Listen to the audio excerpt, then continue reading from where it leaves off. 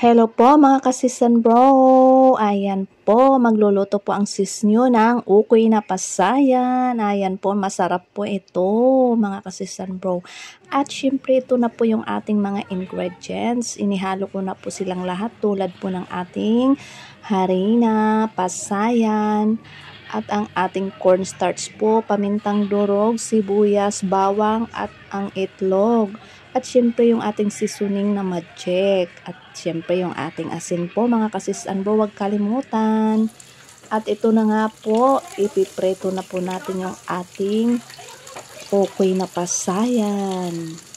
Para po matikman na po natin mga kasisan bro. Simpleng menu lang po ito. Madaling gawin lang po ito, hindi po mahirap gawin ito mga kasisan bro. Ayan, ipipreto lang po natin kapag na-mix na po natin ang lahat ng mga sangkap. At ito na nga po, medyo nagkulay pink na po yung ating pasayan. Pwede na po natin siyang baliktarin. Ayan.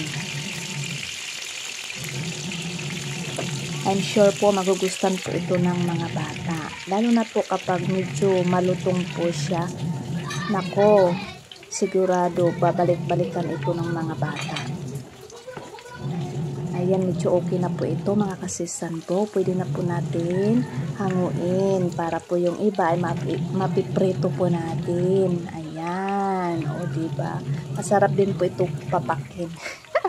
Papakin lang po, masarap na po itong papakin.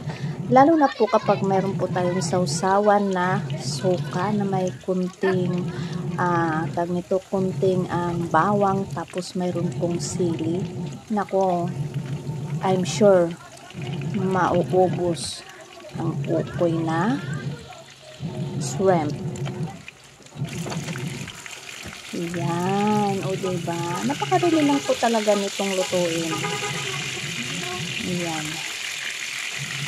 Magpipreto lang po. At ito na nga po mga kasisan bro.